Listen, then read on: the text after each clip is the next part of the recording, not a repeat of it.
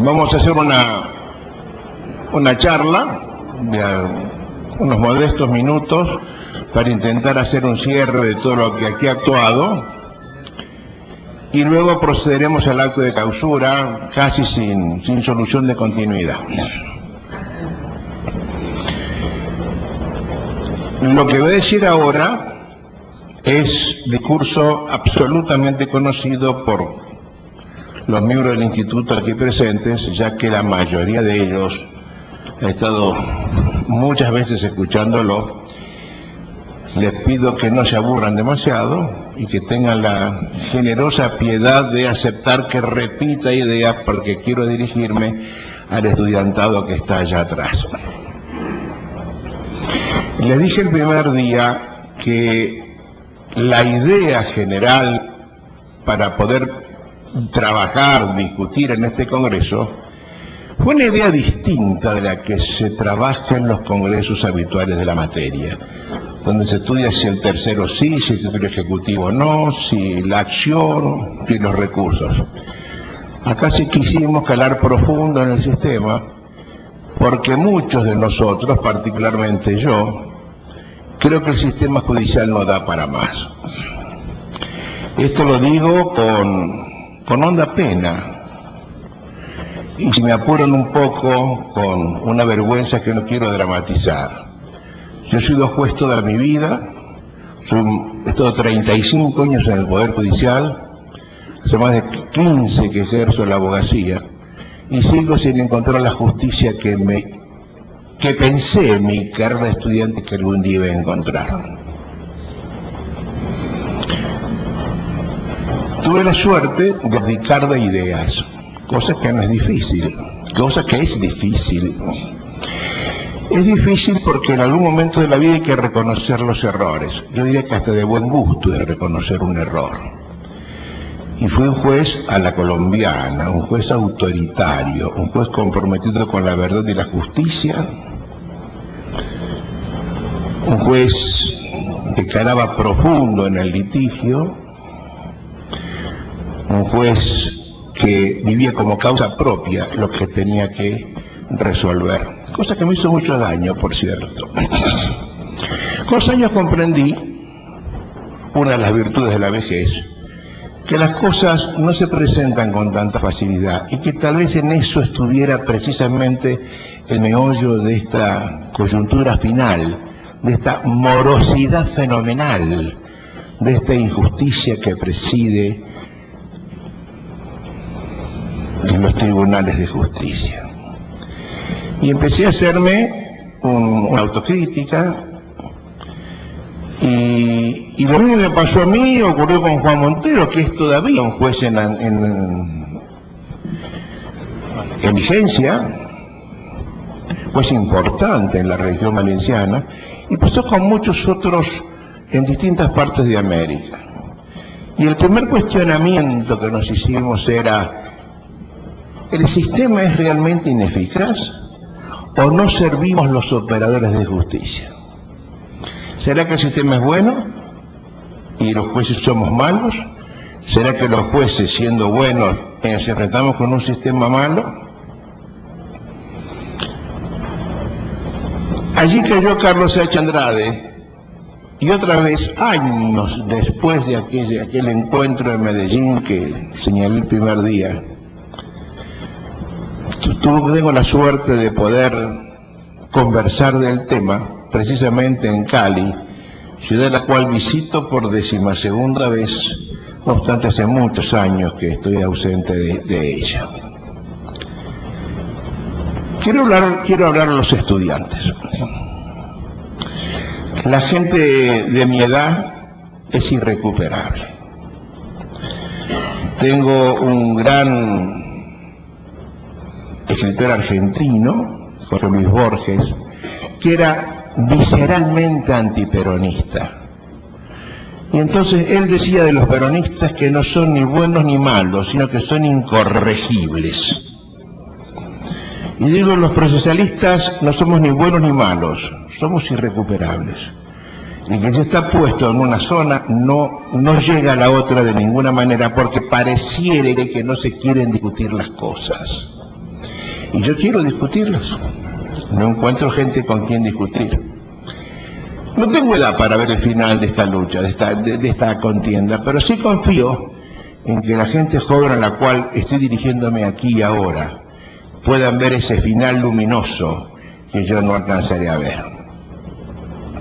Para explicarles la posición, debo necesariamente contar algunas cosas que son una modesta clase de derecho procesal, del mismo tenor y entidad de la que ayer nos regaló Omar Benaventos.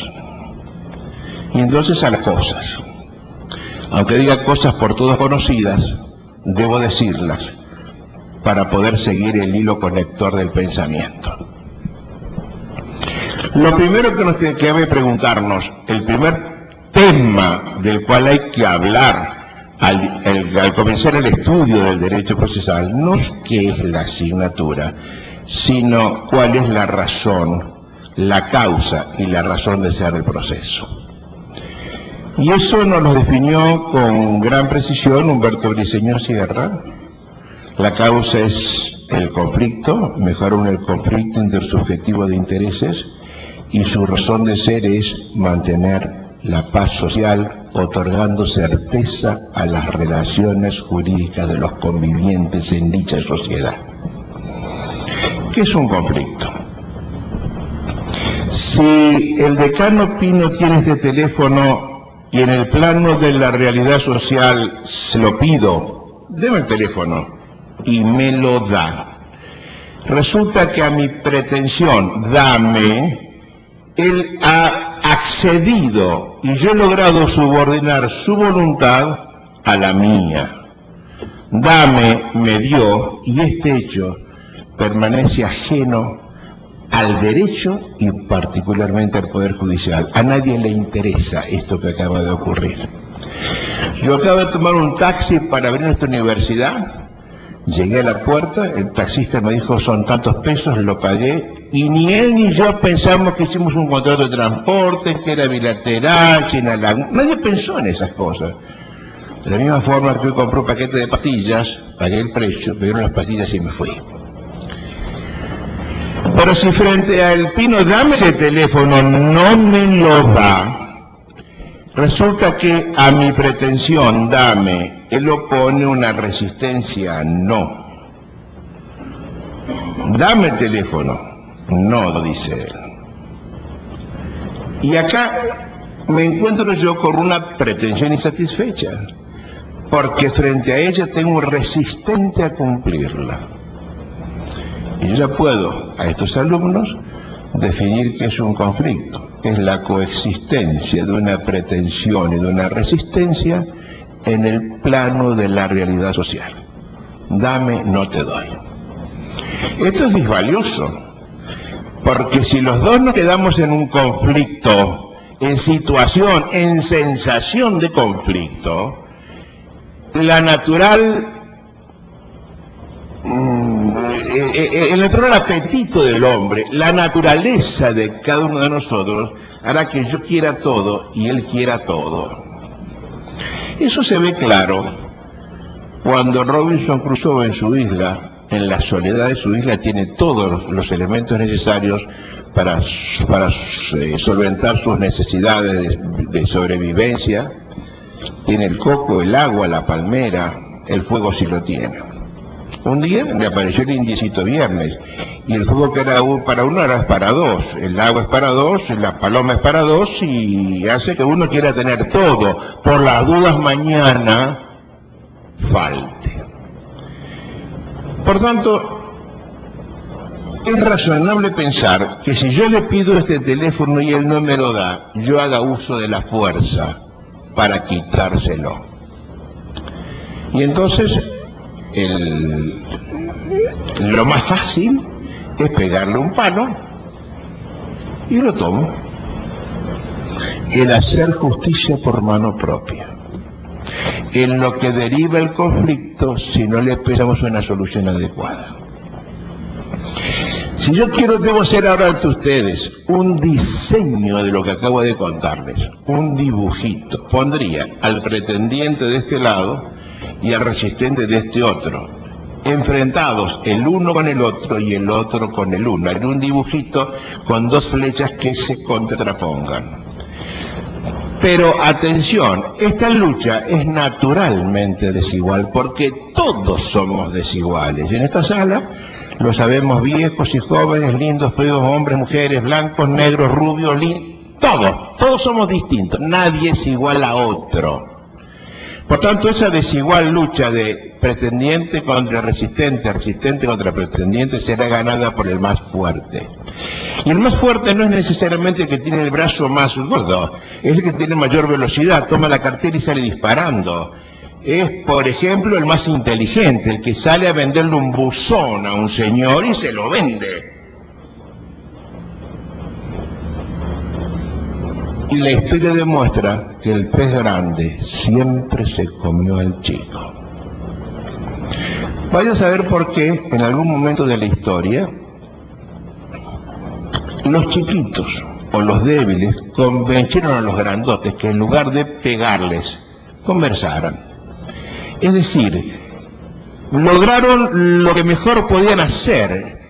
Esta natural desigualdad que todos tenemos, podemos paliarla solo con la palabra, con el uso de la lengua. Y entonces cuando yo tengo la posibilidad de conversar con el decano, puede ser que yo abdique mi pretensión, puede ser que él abdique su resistencia y me entregue la cosa, o puede ser que le apartamos un pedacito cada uno, un día cada uno. Y esto, si lo juridizo, recibe el nombre de desistimiento si renuncia el pretendiente, allanamiento si renuncia el resistente, y transacción si nos hacemos renuncias recíprocas y parciales. Pero cuando esto no es posible, lo que hizo el hombre, vaya a saber cuándo, fue inventar un método de discusión, en el cual Pino y yo nos presentamos ante un tercero que dirigía el debate y, llegado el caso, y si no había un medio autocompositivo como el que acabo de mencionar, lo resolvía. Cuando esto aparece, el diseño cambia. Ahora tengo el pretendiente, el resistente, naturalmente desiguales, solo que discuten ante un tercero, que no es ni uno ni otro, no es ni primero ni segundo, ni pretendiente ni resistente, y por lo tanto es neutral, ajeno al problema.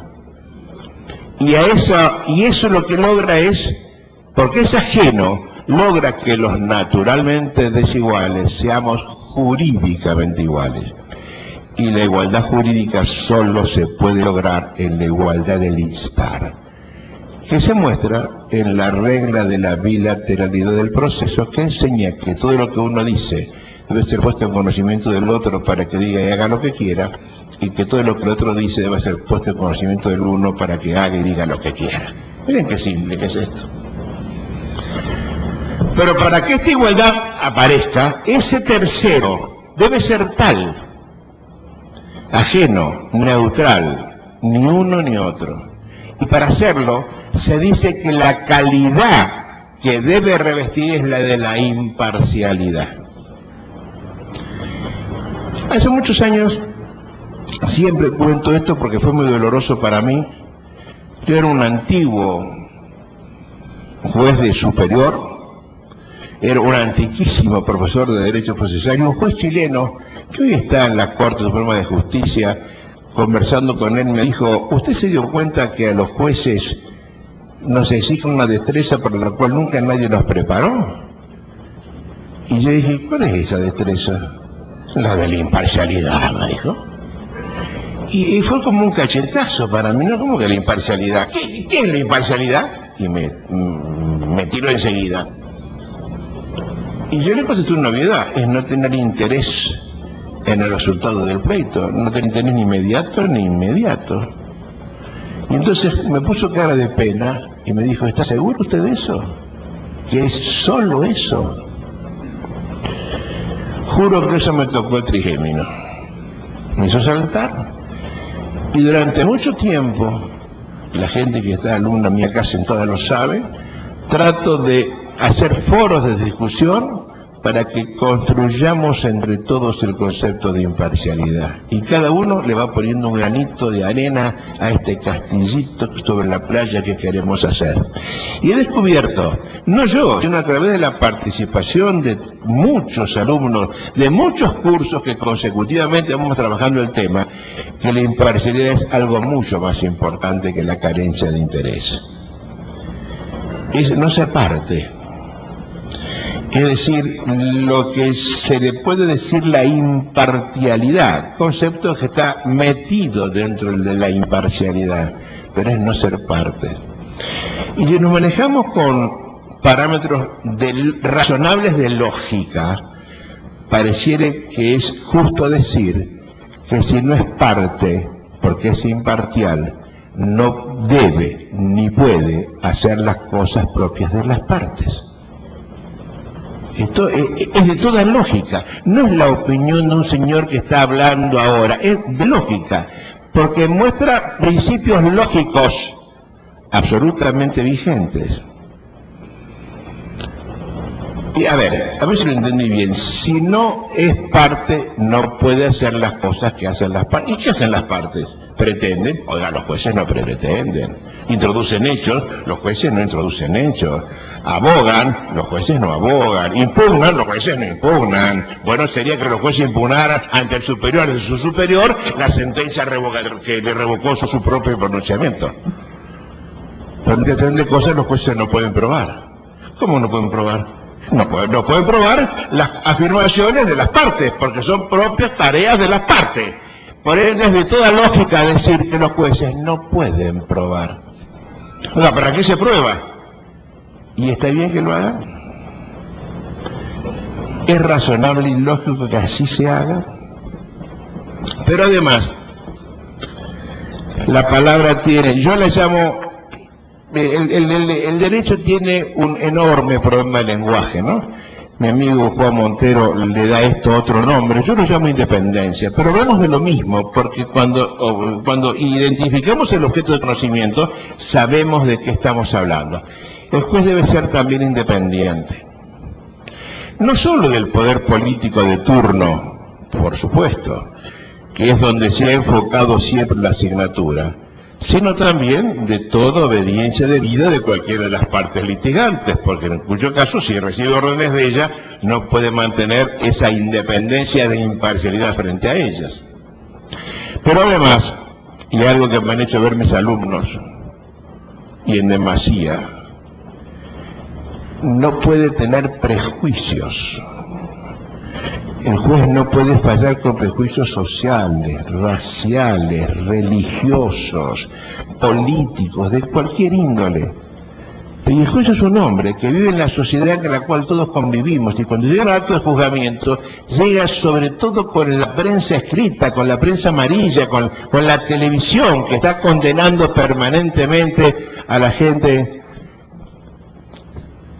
que aún no está procesada. Hoy conversamos con Raúl Canelo, de un fiscal que salió por la radio a decir que cómo puede ser que un delincuente esté preso, que esté libre. Alguien sobre quien recae una simple sospecha y que tiene para sí el constitucional estado de inocencia. No se puede tildar de delincuente simplemente a los demás.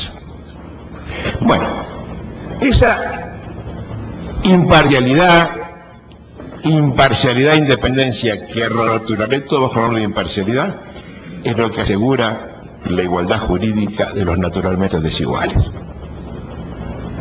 Y así el proceso se hizo como alternativa final de la autocomposición. Cuando ella no era posible, íbamos al proceso judicial. Imperó durante siglos, en Roma, en Grecia, en el derecho bantú. Y un día, inexplicablemente, las cosas cambiaron. Solitariamente, por un úcase de alguien, no importa cuánto, el sistema cambió. Ahora, el pretendiente pasó a ser nuevamente desigual con el resistente. pero mucho más desigual que antes. Por eso yo lo funciono, como si yo hago el sistema horizontal original, pretende versus resistente, ahora lo pongo así: pretendiente arriba y resistente abajo, de modo tal que la flecha mire desde arriba hacia abajo como un clavo que quiere pisarlo al resistente.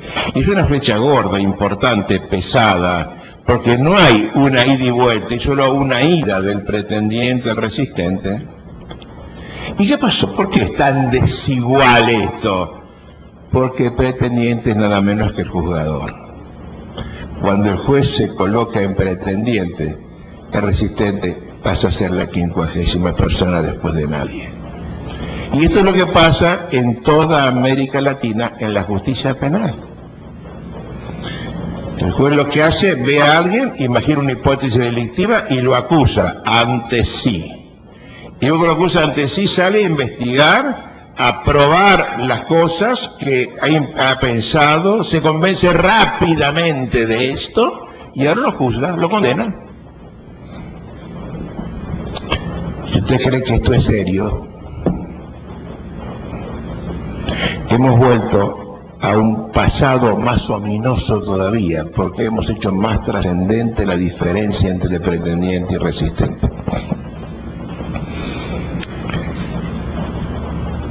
Paradojalmente, el diseño triangular fue elegido por las constituciones.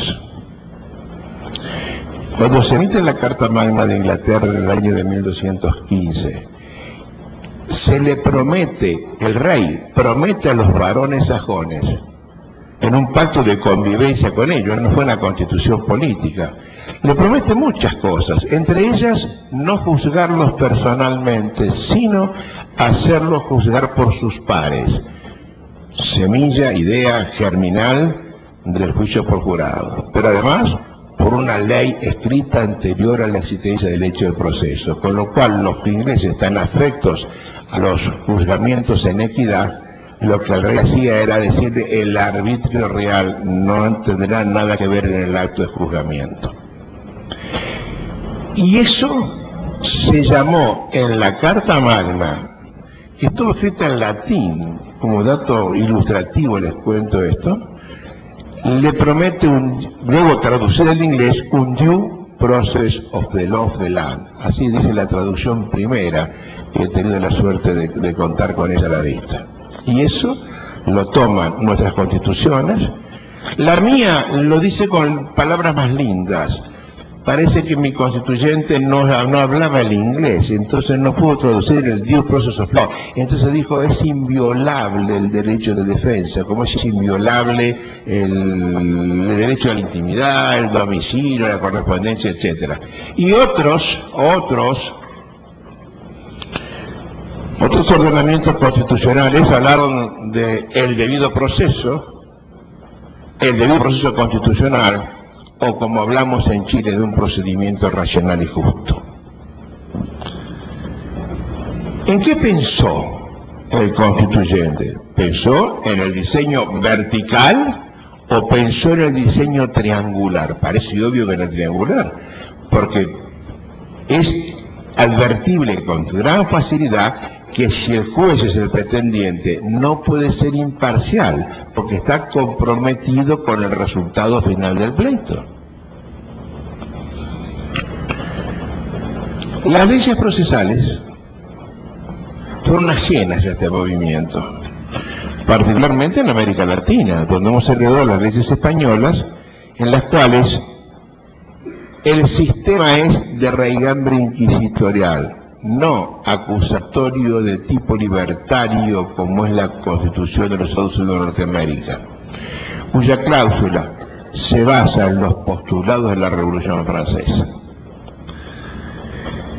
Si yo veo cualquier ley procesal, desde Colombia hasta Argentina, desde México hasta Argentina, veo que todos los jueces tienen la facultad de,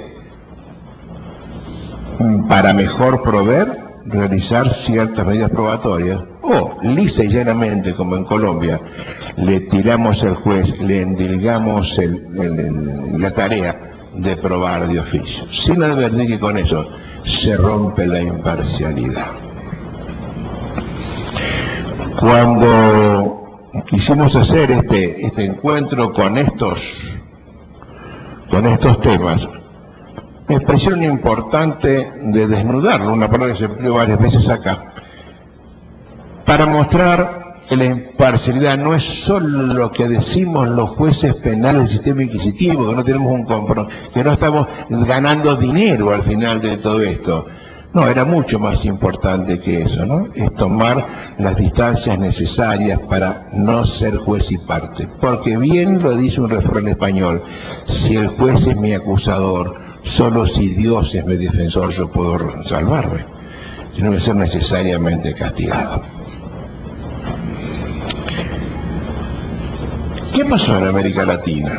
Nadie advirtió durante todos estos años, 200 años, que las leyes procesales eran incompatibles con las constituciones. Nadie lo advirtió. Si hubiéramos sido jueces que hubieran visto más allá, es posible que ellos hubieran declarado la inconstitucionalidad de la ley procesal. En mi país, todavía, los juicios correccionales, el juez es acusador y decididor. Lo hace todos los días. Y la justicia de faltas. En América Latina la cosa funciona así. Y lo hemos hecho también eso en el sistema procesal civil, donde aquí más que nunca y que en ninguna otra parte se le carga al juez con la soberana tarea de aprobar la pretensión de las partes. A mí me gusta decir que esto es ilegítimo. Y esto muestra un pseudo proceso que no se compadece con el texto constitucional. Y cuando digo esto, siempre hay el contradictor que me retruca, me dice, bueno, pero eso, mire, eso será en lo civil, usted no entiende el coso, usted nunca fue juez penal. Y es verdad, nunca lo fui. Porque en lo penal, el juez tiene que tomar una decisión basada en una convicción. ¿Y cómo se convence el juez si no tiene pruebas? ¿Cómo hago para lograr esa convicción si no le muestro algo que lo convenza?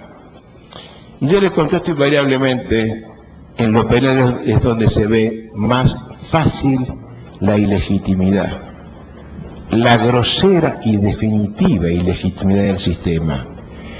Porque miren, ¿cuándo el juez sale a probar de oficio?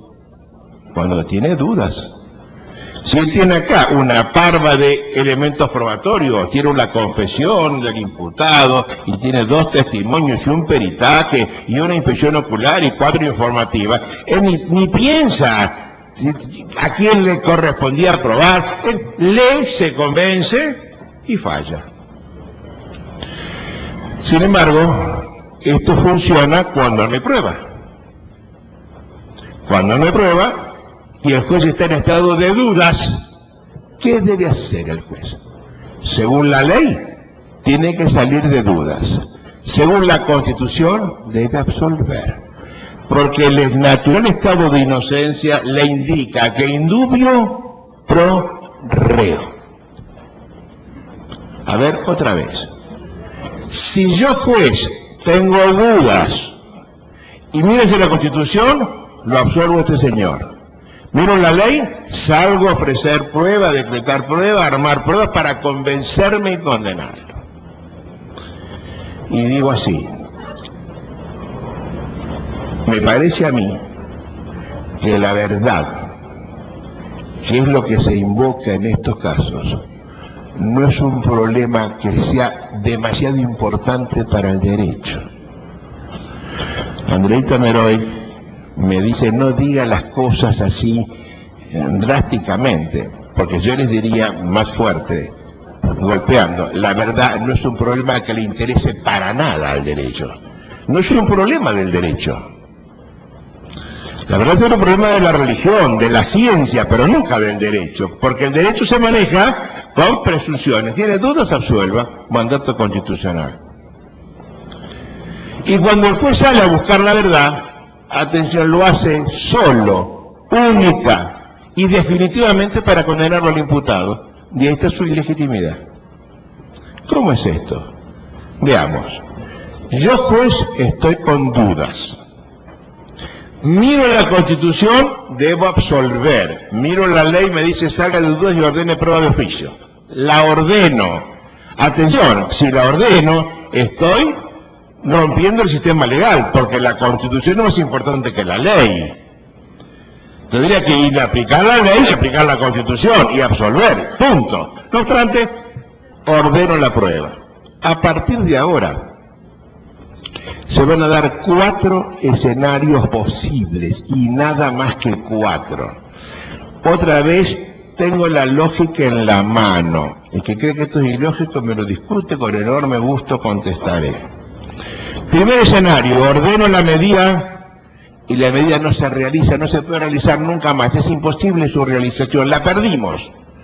¿Cuál es el resultado? Sigo en estado de dudas y por tanto debo absolver según la Constitución, de la misma forma que si no hubiera ordenado la medida probatoria. Segundo escenario, ordeno la medida y sale anodina, no sirvió para nada, ni fu ni fa. ¿Cuál es el resultado? Sigo en estado de dudas y debo absolver, de la misma forma que lo haría si no hubiera ordenado la medida. Tercer escenario posible, ordeno la medida y sale favorable al reo. Y ahora, o salgo de dudas en favor del reo y mantengo el estado de inocencia, o, en el peor de los casos, sigo en estado de dudas y debo absolver de la misma forma que lo hubiera hecho de no haber mediado la prueba de oficio. Es decir, lo repito, de 4 escenarios posibles, en 3 absuelvo de la misma forma que si no hubiera ordenado la prueba. Si la medida no se hace, se le da resulta anodina o sale favorable al reo. Cuarto escenario posible, ordeno la medida, sale palparia la prueba, me convenzo y lo condeno. ¿Para qué lo hice? Sino para condenar.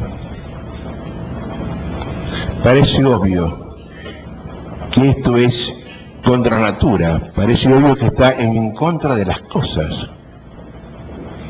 Parece obvio que está en contra del texto constitucional, de donde resulta clara y palmaria la ilegitimidad de la norma que eso establece. Igual pasa en lo civil. En lo civil hay un régimen de cargas de pruebas que deben ser conocidas por las partes antes de comenzar el proceso. Lo que no se puede hacer con las partes es cambiar las reglas del juego después que el juego terminó, que es lo que ocurre con las llamadas cargas dinámicas probatorias, que están ingresando alegre y preocupadamente en Colombia, y que es gravísimo para el abogado litigante, porque hace de total, absoluta y definitiva impredecibilidad todo el litigio. ¿Y cómo resultará? ¿Y qué sé yo que por resultar de esto? El juez no sé cómo puede salir a la postre con el resultado final. Me demoro 3 minutos porque es una cosa muy actual acá en Colombia. Las reglas de la carga de la prueba no son reglas de prueba, son reglas de juzgamiento. Son reglas dirigidas a los jueces para que sepan qué hacer cuando no hay prueba. Si yo tengo toda la prueba del mundo y con eso formo convicción, ni pregunto a quién incumbe la carga probatoria. Pero usted resolver acá un negocio de 8 páginas con una afirmación, una negación, y no hay ningún medio probatorio de ello, me pregunto, ¿quién gana el pleito? Porque los jueces no pueden dejar de fallar sobre pretexto de insuficiencia de las leyes ni insuficiencia de hechos. Rectius es de insuficiencia de pruebas acerca de esos hechos. Y la ley me dice, ¿quién tiene que probar? Aquel que alega un hecho constitutivo o extintivo, y hasta ahí me quedo, es el que lo alega, es el que debe probar. Por ejemplo, le prestó el decano Pino y no me devolvió. Y él dice, no me prestó. Segunda versión, le presté al decano y me dice, oiga, si ya le pagué, ¿no? La respuesta parece igual, pero para el hombre de la calle, el que tiene el oído afinado al corista como el abogado, La respuesta es distinta. Porque si él me dijo, no me dio, resulta que me niega el hecho constitutivo de la obligación. Y parece claro que debe probarlo yo. Y si lo pruebo, gano. Y si no lo pruebo, pierdo. Miren qué simple que es. Pero si dice le pagué, resulta que él alega la existencia de un hecho extintivo respecto del hecho constitutivo. El extintivo el pago, un hecho constitutivo el préstamo. Y ahora debe probarlo él. Y yo nada. Porque si alega el pago es porque implícitamente acepta que le presté, si no, no hubiera pagado. Por tanto, el pago queda fuera de la cuestión y prueba el pago, el préstamo queda fuera de la cuestión y él prueba el pago. Lo prueba, gana, no lo prueba, pierde. Miren qué simple que es esto. ¿Y los jueces qué hacen? Se van con la espada así a ver qué tiene que probar, no tiene que hacer nada. Simplemente constatar una situación de hecho y gana uno o gana el otro. ¿Se probó o no probó? Pero esto se sabe al comienzo del pleito. Y saben las partes, no quien debe probar, sino quien asume el riesgo de no haber probado, que es cosa diferente, por supuesto. Un buen día a un señor importante, inteligente de mi país, buen procesalista y notable, connotado juez,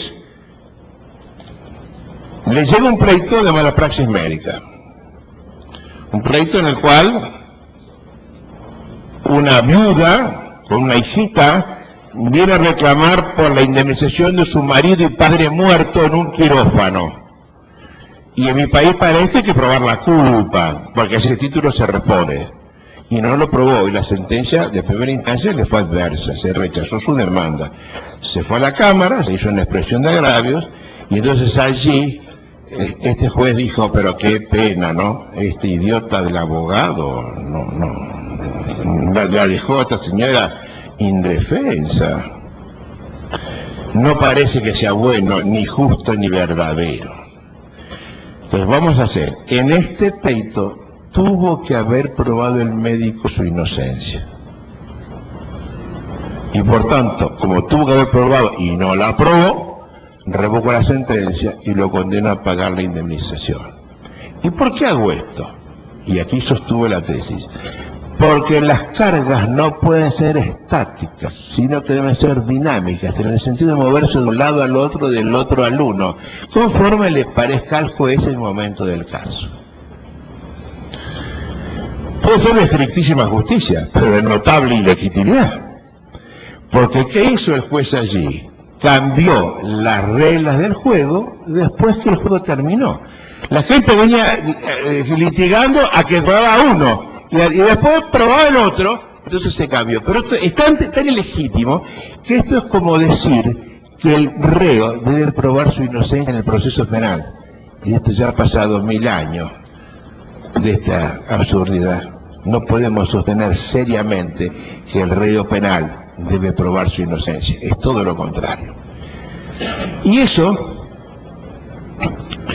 que ha comprometido a la justicia que está manejando el sistema inquisitorial, ha hecho que muchos jueces a partir de allí no se sientan vinculados con el orden jurídico y entonces apliquen o inapliquen la ley según les parezca, generando con ello esa notable impredecibilidad, esa absoluta imprevisibilidad que Carlos Sánchez nos estaba hablando el otro día en su discurso. Y cuando no hay previsibilidad, no hay seguridad jurídica. Pero además, y con esto empiezo a terminar, el proceso del sistema triangular es un sistema dialogal, es un sistema de debate. Quiero que adviertan esto, el sistema vertical es un claro sistema de investigación. El diseño triangular es un claro sistema de discusión, un sistema de debate. Ese debate entre los contendientes, pretendientes, resistentes, ida y vuelta, es dirigido por el juez, pero solo dirigido, el juez no subroga la actividad de nadie. Haga la pregunta, no la haga la pregunta, conteste, no conteste. Y no, el juez diga a usted qué pasó tal cosa, o formulando hipótesis alternativas a las que le dan las partes, tratando de investigar la verdad. Borren de la cabeza la palabra investigar. El método constitucional es un método de debate dialéctico y pacífico. La idea entonces es que esto haya diálogo, que haya bilateralidad del instar. Insisto con lo que acabo de decir, que lo que uno dice sea puesto en conocimiento del otro para que diga haga lo que quiera, y que el otro dice pues sea puesto en conocimiento del primero para que diga haga lo que quiera. Últimamente, sobre pretexto de que este diseño constitucional es ineficiente, porque no se llega a la justicia rápidamente en el momento que tiene que debe llegarse, la misma escuela ha obviado la audiencia previa. Quiero que ustedes sepan que ese traslado al demandado, ese traslado de la acusación, ese día en la corte, que hoy tenemos como pan nuestro de todos los días, hablar de esto es una obviedad en América Latina. Esto que es obviedad ha costado 1000 años de sangre, de sudor, de lágrimas y de lucha acérrima. No era así antes. Y hoy lo tenemos. Y cuando lo tenemos, abdicamos de lo que hemos conquistado durante 1000 años de guerra. Y entonces se quita la audiencia previa en homenaje a que las cosas se resuelven cautelarmente. Si yo tengo que cobrar un dinero de este señor y creo que al final del proceso, que puede pasar mucho tiempo, estará insolvente, yo puedo embargar alguna cosa, ponerla a resguardo, para que si no se dan un montón de situaciones, esto se vende y yo me pueda cobrar. Pero atención, es claro que yo esto no puedo decirle, lo voy a embargar mañana, porque si se lo aviso, me lo esconde y nunca podrá hacer el embargo. Pero cuando lo embargo, discuto acerca del tema. Es decir, si el proceso es un instrumento, la cautela es un instrumento del instrumento. Si el proceso es este instrumento de la demanda a la sentencia, yo le pongo sobre él la cautela, el instrumento del instrumento, para que mientras discuto el proceso, esto esté protegido hasta el momento que yo deba percibir mi acreencia. ¿Qué se ha hecho ahora? Socapa de que el proceso legal constitucional es ineficiente porque demora mucho tiempo. Vamos a resolver las cosas autosatisfactivamente, esta es la palabra que se emplea, es a lo cual el proceso y la cautela, tomamos la medida cautelar y aplicamos el proceso, y ahí quedó todo el planteo. Hay una pretensión, sin ser contestada, se resuelve, cual si fuera cautelar, pero no cautela nada, anticipa un resultado de sentencia, sin previa audiencia del interesado que debe sufrirla. Y esto es otra cosa que clama al cielo. Hay que rasgarse las vestiduras, como hacían los antiguos escribas, porque hemos perdido el día en la corte y lo estamos conectando. Socapa de ejemplos de academia. En el caso de la viejita que perdió sus dientes y que entonces no podía comer, ¿cómo nos vamos a ordenarle a alguien que lo ponga? Y con esta cosa, ahora cualquier persona que no tiene derecho a responder absolutamente nada, un juez, sin ley que lo esté protegiendo y sin audiencia previa de alguien, le ordena a ese alguien que le dé los dientes. Y se terminó la discusión. Cosa juzgada, a menos que se dé un recurso de revocatoria en 3 días. Y obvio está acá que no es igual recurrir que demandar. Me cambian los parámetros del juego, cambia absolutamente todo. En América Latina estamos preñados de autosatisfactividades, tutelas anticipadas, cargas dinámicas probatorias y estas cosas que se están inventando al margen de la Constitución. Me parece a mí que tratando de entender esa preciosa conferencia de Montero con la cual iniciamos esta jornada, ¿qué es lo que se esconde detrás de todo esto? Que es el ejercicio del poder, pero del poder con mayúscula. Ese poder, ¿quién lo ejerce? ¿Cómo se ejerce? ¿Cuándo, dónde y contra quién? Yo tengo para mí que lo ejerce el legislador que diga lo que quiera, y los jueces lo podemos acatar. Lo que no puedo tolerar, y fui juez toda mi vida, es que los jueces, sin tener ley que los autorice el efecto, digan lo que quieran aún contra la ley, que es lo que está ocurriendo ahora, en un movimiento que no puedo explicarlo ahora, que recibe el nombre de decisionista, lo que se llama el decisionismo judicial, y que es el que ha generado todas estas cosas. Para mí, es la causa mayor de la ineficiencia. Los operadores son ineficientes porque manejan ineficientemente un sistema ineficaz. ¿Y por qué es ineficaz el sistema? Porque es un sistema contrapelo de la Constitución. El sistema es de lo más granado de la Inquisición española, es lo que hoy tenemos como sistema procesal civil y penal, particularmente en Colombia. Y la Constitución, bien, gracias, está en otra cosa. Si quieren atenderla, la estudiamos. Los argentinos hemos vivido el marco de la Constitución durante 40 años. Yo tuve tantas revoluciones, con estatutos, reglamentos por encima de la Constitución, que nos hemos olvidado por completo de lo que dice la Constitución, nos aferramos a la ley. Es decir, en el decir de Marcos Aguinis, nos fijamos en la ley con minúscula y olvidamos la ley con mayúscula. Nos fijamos en la letra chiquitita del inciso menor de la ley tonta y olvidamos la ley constitucional, que es la que reglamenta, la que regula toda esta convivencia. Alguien nos dijo acá que las reformas que se han dado en los últimos tiempos son todas más de lo mismo. Y yo creo que sí. Yo no tuve una dilatada vida judicial. Empezamos duplicando el número de los jueces. Después se achicaron los plazos procesales. Después se achicaron las defensas oponibles. Después se achicaron la posibilidad de impugnaciones que eran vigentes. Después lo que se hizo casi de inmediato fue ponerle más jueces. Y ahora estamos en un momento del decisionismo. Borramos el proceso. Y vamos ahora a la buena fe, a la buena voluntad, a la sabiduría, prudencia y buen sentido de un juez. Igual que el cadí.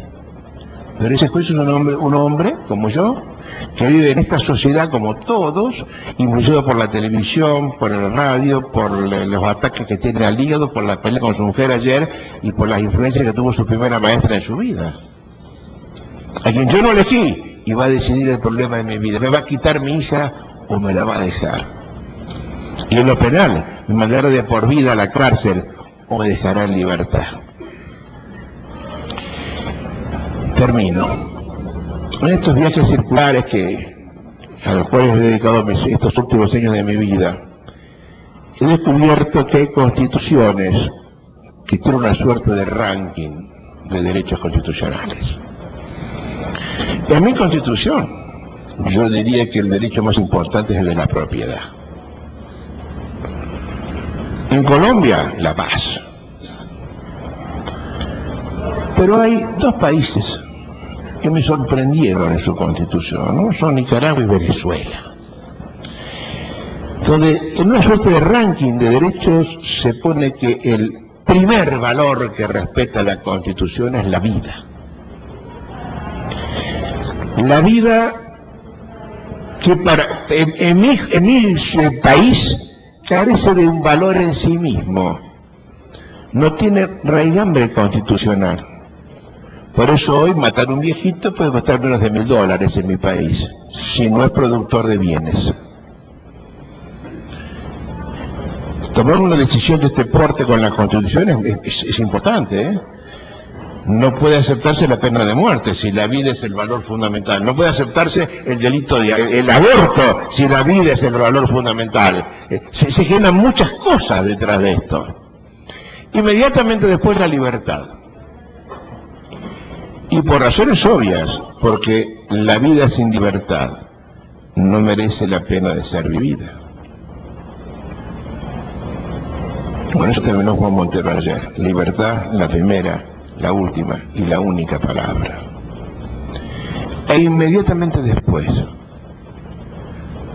trabajando, razonando estas constituciones, está el debido proceso. El debido proceso, puesto el proceso como garantía de los otros derechos. ¿Y por qué? Porque el proceso es lo que me iguala con la autoridad, es lo que me iguala con quien es naturalmente desigual y eventualmente antagónico mío. Y por tanto, sin el proceso no puedo defender la libertad. Y ahora, todos los derechos de rango inferior, la propiedad, no, ustedes quieran.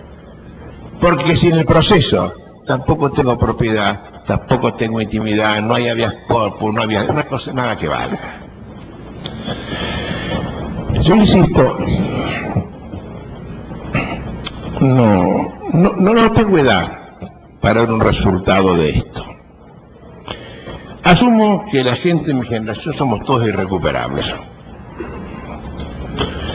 Los que están sosteniendo que esto es así, seguirán sosteniendo, porque además no se quiere hablar. No nos sentamos a conversar del tema, a ver, pero no salir por peteneras como siempre se hace. Una frase y la contesto, hasta que uno se quede sin argumentos. Miren qué simple que es discutir, y no saliendo por peteneras con argumentos tan cacheres a cada momento. Pero confío en que quienes están de la quinta fila para atrás algún día lo puedan hacer. Yo estoy muy contento con este encuentro en la facultad y se lo agradezco a usted, Pino Cañaveral, porque este mensaje tiene que ser echado a la muchachada. Son ellos los que van a levantar la bandera y son ellos los que están en condiciones de dar todavía lucha con sangre, sudor y lágrimas para poder conseguir esa libertad a la cual cantó ayer loas Juan terminando su discurso. Yo hago votos para que esta universidad colombiana, caleña, de la mayor importancia en el concierto americano, tome conciencia de estos problemas y enarbolen esa bandera de libertad que tanto nos hace falta en Latinoamérica. Les agradezco a todos el tiempo de la verdad.